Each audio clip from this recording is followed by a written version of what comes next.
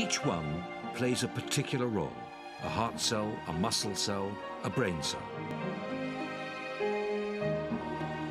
In an incredible act of harmony and organization, they work together, performing the functions of the organ they belong to.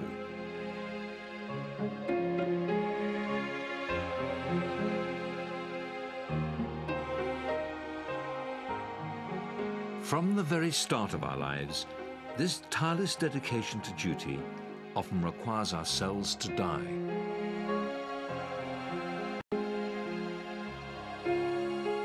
Some cells in the fetus actually receive signals to self-destruct. Here, the developing hand grows as an enormous bundle of cells.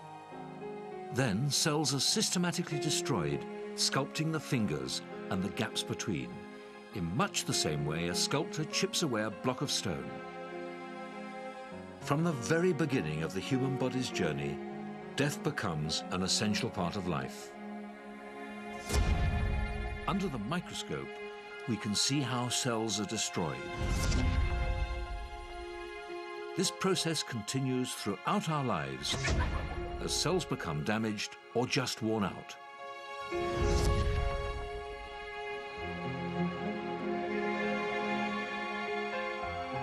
During the course of this program, around 1 billion cells in your body will die. This programmed cell death keeps us healthy and alive.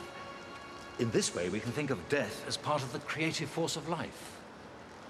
But do our own deaths play a part in the larger human story? Are we like cells in some cosmic machine, our death serving a greater unseen purpose? Well, sadly not. It seems that death is the price we pay for having sex.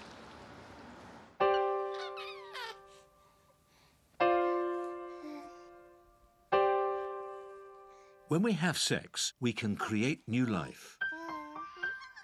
But we do not just produce copies of ourselves. Each one of these babies is unique, the result of the particular mix of their parents' genes.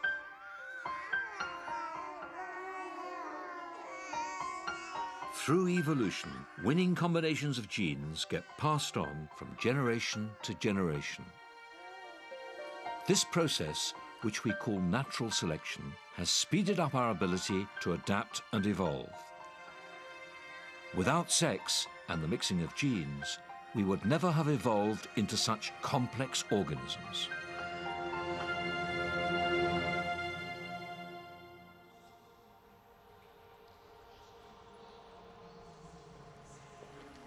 But as individuals, we do pay a price for such success. Once you've had sex and passed on your genes, your job is done. You hand over the genetic baton and the relay race carries on without you. Your own fate is unimportant and death waits to catch you up. So, it seems that we are just vehicles for our genetic material. We die, only our genes are immortal.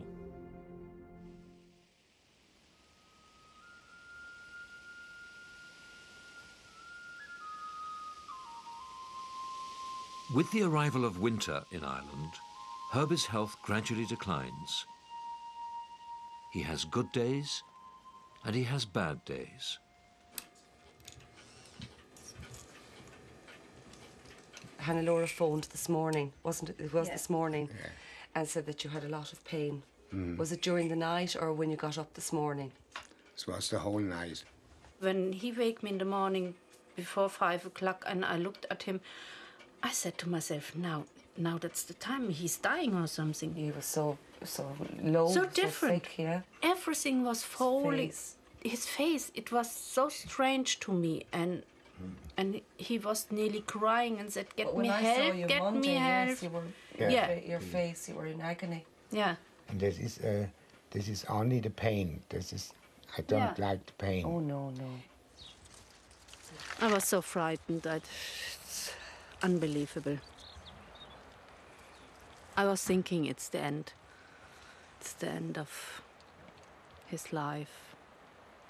But he was lucky enough. He's a very strong person. and he fights.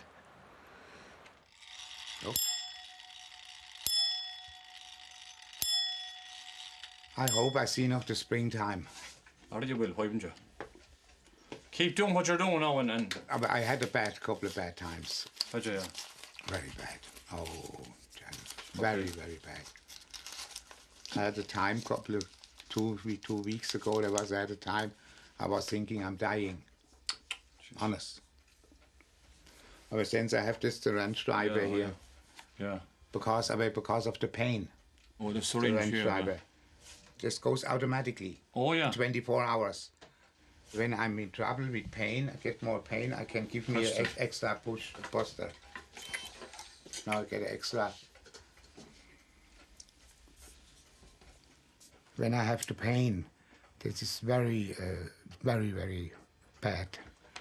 I'm in a bad mood and bad feeling, you know. You can do nothing that, or by lying, or I sit down, or no matter what I have to have this medication. There's no way anymore. Modern advances in pain relief mean that we can now control many aspects of dying, and our modern medicine has also changed many of the causes of death.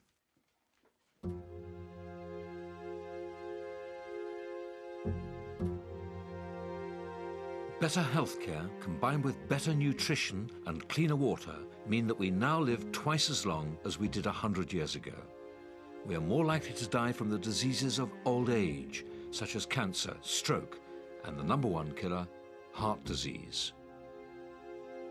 Today, heart disease kills 1/4 of the population in the Western world. The most violent form is the heart attack. Blockers to the outside. He's got to look on his backside. Hit the 40, the 45.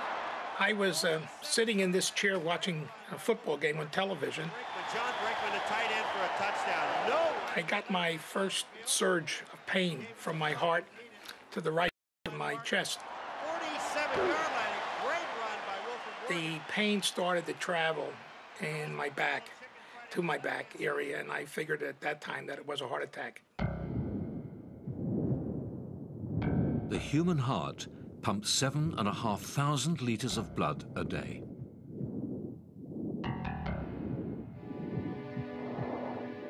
These small arteries, less than 1 millimetre wide, supply blood to the heart muscle. Here, a tiny blockage is hampering the supply to one of the arteries.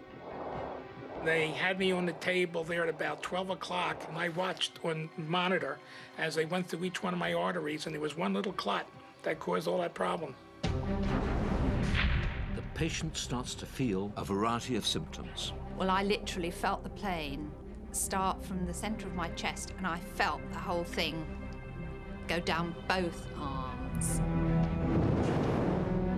It was almost like my chest was in a vice and I was being crushed as the vice was being turned tighter and tighter.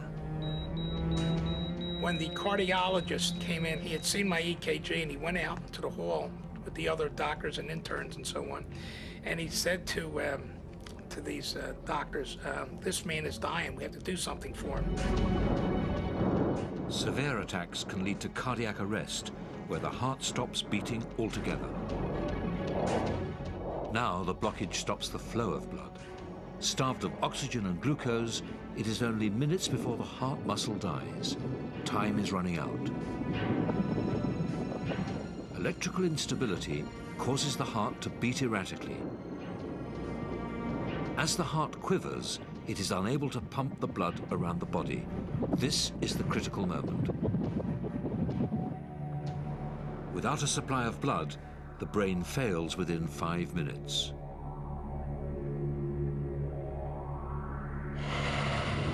Then breathing and respiration stops. Death is moments away.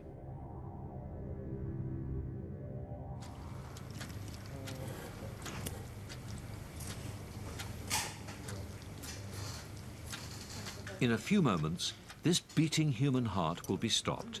This time